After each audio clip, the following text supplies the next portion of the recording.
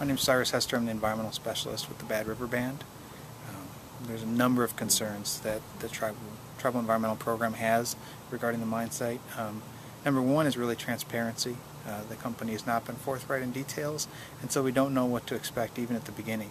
But as you look at mine sites in Minnesota and Michigan, you see a whole range of impacts from the basic water quantity, I mean millions or billions of gallons that are used, what that means to a headwaters of a system that ultimately flow into the Bad River and Penokee sloughs, which is a site of unbelievably and unequaled ecological importance and cultural significance.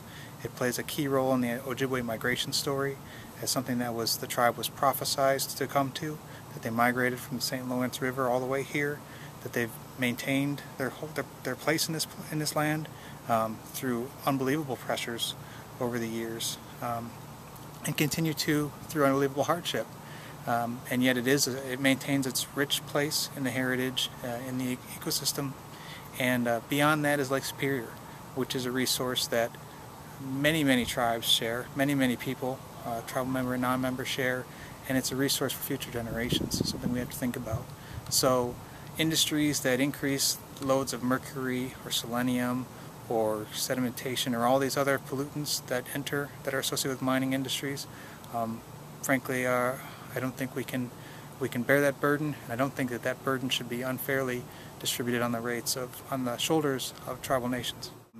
There's sulfide mining and then there's sulfide deposits, and it's important to know the difference. Sulfide mining is when you're specifically intending on mining something like copper or zinc or nickel.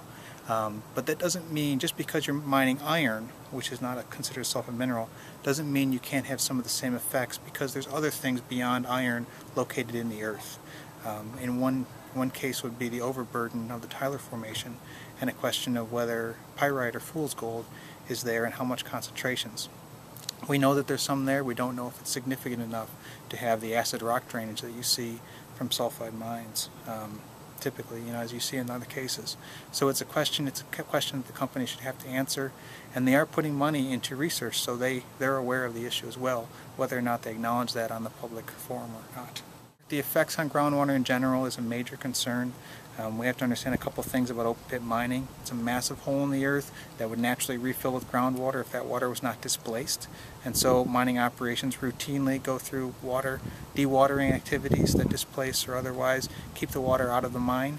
What that means when it's actually in the recharge zone for the entire aquifer, as it may be here, is a question and a concern.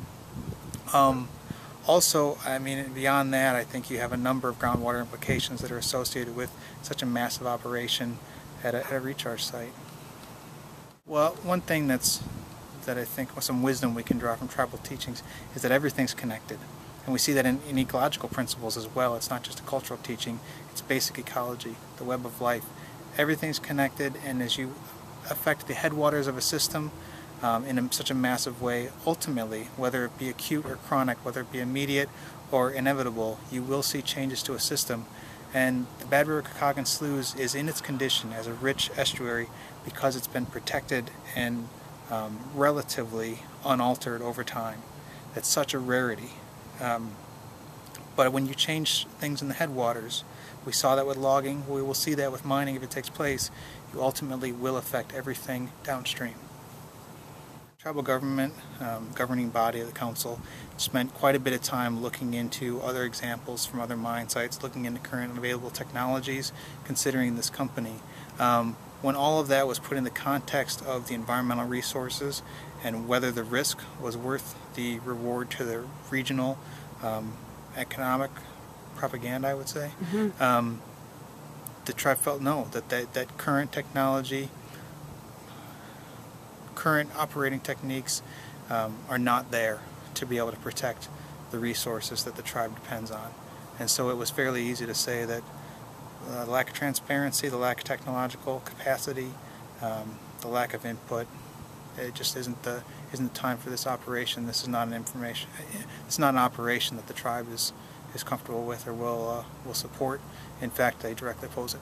I think the final word is just realizing that the Chippewa, the Ojibwe people, have been here for centuries, caretakers of this land, and each generation has protected this resource for the future generations. Whether it be a tribal organization, a state organization, or a federal organization, or just local community members.